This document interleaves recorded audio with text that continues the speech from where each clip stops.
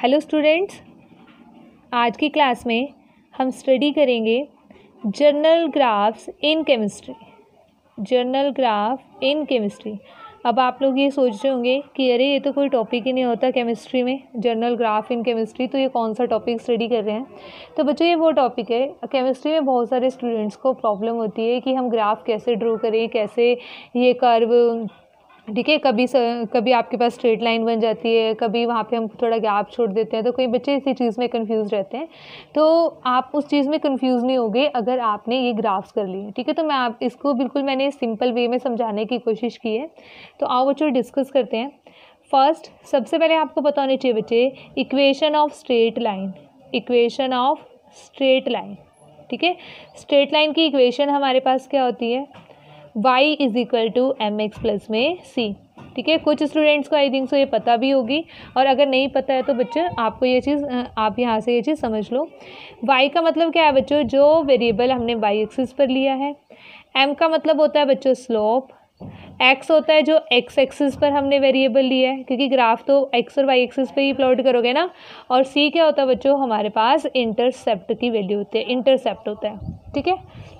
अब देखो, सबसे पहले हम फर्स्ट केस डिस्कस करते हैं, y is equal to M X. Y is equal to M X का मतलब क्या है बच्चों, यहाँ पे c की वैल्यू क्या है, 0 है, मतलब intercept is 0 in this case.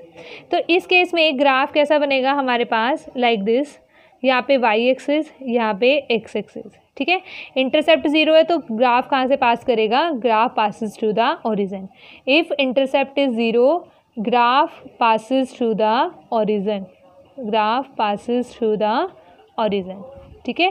तो यहाँ पे ये ओरिजिन है ना बच्चों, 0 0, ठीक है, ये ओरिजिन है, तो ओरिजिन से पास करेगा ग्राफ। तो एक तो ये टाइप होगी हमारे पास। सेकंड है बच्चों, अगर हमारे पास इस टाइप का ग्राफ हो, y is equal to M X plus C, ठीक है, मतलब इंटरसेप्ट की कुछ ना कुछ वैल्यू हो आपके पास, कुछ भी वैल्यू हो सकती है। तो उस केस में ग्राफ आपको कैसे प्लॉट करना है, लाइक दिस, यहाँ पर y, यहाँ पर x एक्सिस, तो यहाँ पे आ जाएगा बच्चे इस तरीके से। तो यहाँ पे अब ग्राफ यहाँ से स्टार्ट ना करके यहाँ से स्टार्ट करोगे, ठीक है, क्योंकि ये जो क्वांटिटी है किसको रिप्रेजेंट करता है, ये इंटरसेप्ट को रिप्रेजेंट करता है, ठीक है। ये किसको रिप्रेजेंट करेगा, ये इंटरसेप्ट को रिप्रेजेंट करेगा। तो आपके पास ये क्या हो जाएगा, y एक्सिस, और ये क्या हो जाएगा हमारे पास, x एक्सिस। तो यहाँ पे हम इस ग्राफ को इस तरीके से ड्रॉ करेंगे। तो मीन्स ग्राफ कैसे बना, ग्राफ स्ट्रेट लाइन ग्राफ बना है, ठीक है।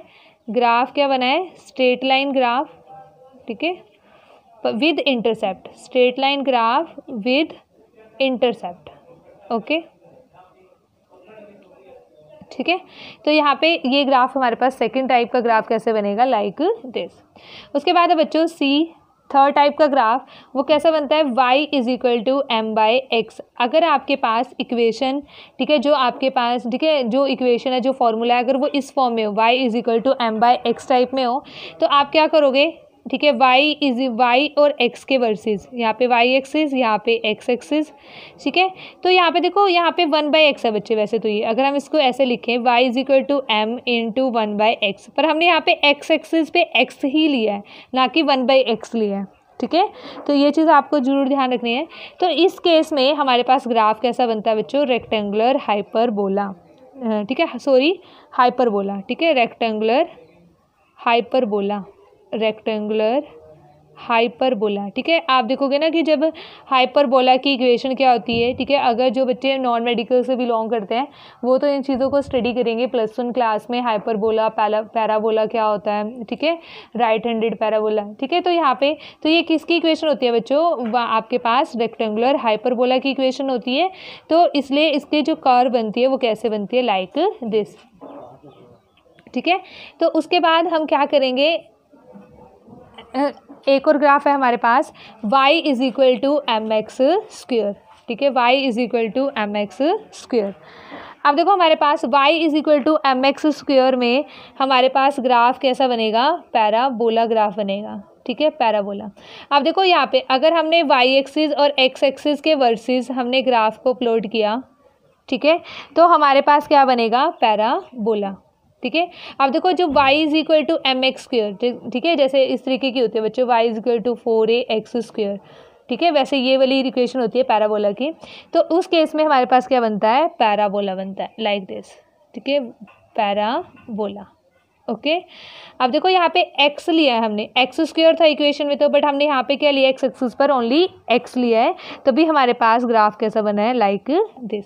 बट अगर बच्चों हम इसी के अंदर ग्राफ कैसा बनाएं, मतलब यहाँ पे हमने ग्राफ बना दिया y वर्सेस एक्स स्क्वायर के, ठीक है, y वर्सेस एक्स स्क्वायर में ग्राफ बनाया, तो हमारे पास क्या बनेगा, एक स्ट्रेट लाइन ग्राफ बनेगा। क्यों बनेगा, क्योंकि देखो y is equal to M X square, पर हम इस एक्स स्क्वायर को ट्रीट कैसे कर रहे हैं, एज अ एक्स ट्रीट कर रहे हैं ना, क्योंकि एक्स एक्सिस पर हमने एक्स लेने की बजाय हमने क्या लिया है, एक्स स्क्वायर लिया है, तो ये यहाँ पे किसको रिप्रेजेंट कर रहा है, एक्स को ही रिप्रेजेंट कर रहा है ना एक तरीके से, ठीक है।